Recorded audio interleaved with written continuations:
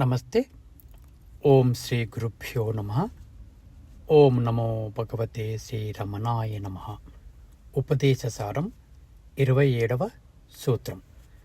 జ్ఞానవర్జితా జ్ఞానయేన చేత్ జ్ఞానమస్తి కిం జ్ఞాతుమంతరం. జ్ఞానవర్జితా జ్ఞానయేన చేత్ జ్ఞానమస్తి కిం జ్ఞాతుమంతరం. జ్ఞానమస్తి కిం జ్ఞాతుమంతరం. దీనికి అర్థము, జ్ఞానము లేని అజ్ఞానం లేని జ్ఞానమే నిజమైన జ్ఞానమని, మరియు ఇలాంటి జ్ఞానాన్ని తెలుసుకోవడానికి వేరుగా ఏముంటుంది అని మహర్షి మనకు ఈ సూత్రం ద్వారా వివరించే ప్రయత్నం చేశారు.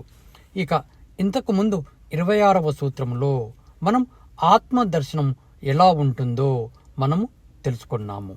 మరి ఈ సూత్రము మనకు అర్థం కావాలి అంటే జ్ఞానం అంటే ఏమిటో, అజ్ఞానం అంటే ఏమిటో, మరియు కేవల జ్ఞానం అంటే ఏమిటో మనకు తెలియాల్సి ఉంటుంది. ఇప్పుడు వీటిని అర్థం చేసుకునే ప్రయత్నం చేద్దాం. జ్ఞానం అంటే తెలిసినతనం అన్నమాట. అంటే నాకు తెలుగు మాట్లాడడం తెలుసు అని అర్థం వస్తుంది. ఇక అజ్ఞానం అంటే ఏమిటి? అజ్ఞానం అంటే తెలియనితనం అన్నమాట. అంటే నాకు తమిళ్ మాట్లాడడం తెలియదు అని అర్థం వస్తుంది. అంటే ఇక్కడ తెలిసినతనం మరియు తెలియనితనం రెండూ కూడా తెలియబడుతుంది అని మనం పూర్తిగా అర్థం చేసుకోవాల్సి ఉంటుంది. అంటే ఇక్కడ జ్ఞానము మరియు అజ్ఞానము రెండు తెలియబడుతున్నాయని మనము గ్రహించాల్సి ఉంటుంది. ఇక కేవల జ్ఞానం అంటే ఏమిటి? కేవల జ్ఞానం అంటే తెలియబడకుండా ఉండేదానినే కేవల జ్ఞానమని అంటాము. అంటే ఈ కేవల జ్ఞానం అజ్ఞానానికి మరియు ఆ జ్ఞానానికి అతీతంగా ఉంటుంది. ఇక సమస్తమునకు అతీతమై సర్వవ్యాపకమై వెలుగు ఈ జ్ఞానాన్ని మనము కేవల జ్ఞానమని అంటాము. ఇప్పుడు ఈ కేవల జ్ఞానం గురించి పూర్తిగా అర్థం చేసుకునే ప్రయత్నం చేద్దాము. ఇక ఎగ్జాంపుల్ 1, గాఢ నిద్ర ద్వారా. ఇక్కడ ఎవరికి వారే నిశ్చితంగా పరిశీలించుకోవాల్సి ఉంటుంది. మనము మెలకువకు మరియు గాఢ నిద్రకు మరియు మెలకువకు ఒక చిన్న విరామం ఉంటుంది. ఈ స్థితిలో మనకు ఏమీ తెలియబడదు.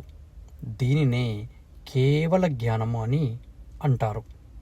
ఇది 1000లో 1వ వంతు మాత్రమే ఉంటుందని మనము అర్థం చేసుకోవాలి. ఇక ఎగ్జాంపుల్ 2, శ్వాస ద్వారా. అంటే ఉచ్ఛ్వాస మరియు నిశ్వాసాల మధ్య చిన్న విరామం ఉంటుంది. ఈ అతి చిన్న విరామాన్ని కేవల జ్ఞానంగా చెప్పుకోవచ్చు. ఇక ఎగ్జాంపుల్ 3, వస్తువులు చూడడం ద్వారా. మనం ఒక పెద్ద ఏనుగును చూసామనుకోండి, తర్వాత ఒక చిన్న చీమను చూసామనుకోండి, తర్వాత ఒక సింహాన్ని చూసామనుకోండి, ఇక్కడ కూడా ఒకదాన్ని ఇంకో దానిని చూసేదాని మధ్యలో చిన్న విరామం ఉంటుంది.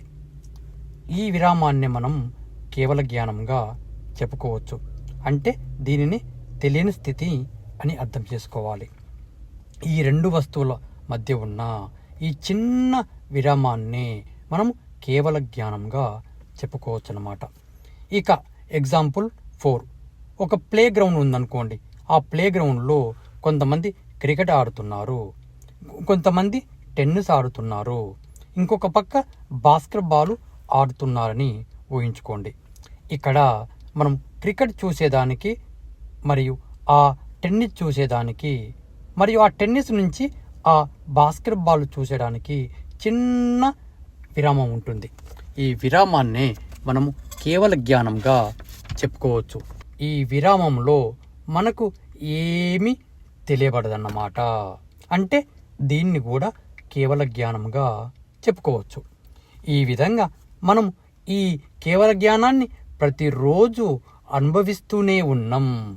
కానీ మనం దాన్ని నిశ్చితంగా పరిశీలించడం లేదు. ఇప్పటికే మీకు ఈ కేవల జ్ఞానం అంటే ఏమిటో అర్థమయ్యే ఉంటుంది. ఈ జ్ఞానం, ఈ ఆత్మజ్ఞానం ఎవరికి వారే గుర్తించగలగాలి అన్నమాట. క్రికెట్ ఇలా ఆడాలి, స్విమ్మింగ్ ఇలా చేయాలి అని ఇంకొకరు మనకు చెప్పినంత మాత్రాన, పుస్తకాలు చదివినంత మాత్రాన మనం క్రికెట్ ఆడడం కానీ స్విమ్మింగ్ను చేయడం కానీ నేర్చుకోలేము. అదేవిధంగా ఈ ఆత్మజ్ఞానం కూడా అంతే అన్నమాట. గురువు మనకు ఆత్మజ్ఞాన మార్గాన్ని చూపుతాడు. మరి దాన్ని ఆచరించాల్సింది మనమే అని అర్థం చేసుకోవాలి. ఎవరికి వారే ఈ ఆత్మజ్ఞానాన్ని స్వయంగా సాధన చేస్తారో వారు ఆత్మస్థితికి, ఆ అద్వైత స్థితికి చేరుకుంటారని మనం ఇక్కడ గ్రహించాల్సి ఉంటుంది. ఇక జ్ఞాన అజ్ఞానాలు లేని స్థితిని కేవల జ్ఞానము అంటారని ఇప్పటికే మీకు అర్థమై ఉంటుంది. ఈ కేవల జ్ఞానాన్ని ఎవరైతే సాధనమున ఎరుకతో, ధ్యానంతో కానీ, మౌనంతో కానీ, జ్ఞానంతో కానీ పెంచుకుంటూ పోతారో, ఈ కేవల జ్ఞానాన్ని ఎప్పుడు అనుభవిస్తూ ఉంటారో, ఆ ఆనంద స్వరూపంలో ఎప్పుడు తూలియాడుతూ ఉంటారో, అప్పుడు ఆ ఈశ్వర తత్వాన్ని మరియు ఆ ఆత్మ జ్ఞానాన్ని వారు గ్రహించగలుగుతారు. ఎవరైతే ఆత్మజ్ఞానాన్ని గ్రహిస్తారో వారు ఆ ఆత్మానుభూతిని పొందగలుగుతారన్నమాట. అంటే నేను ఉన్నాను అని ఉనికి మాత్రమే వారికి అర్థమవుతుంది. చివరిగా సర్వేజన సుఖినో భవంతు. ఓం శాంతి శాంతి శాంతి. Thank you.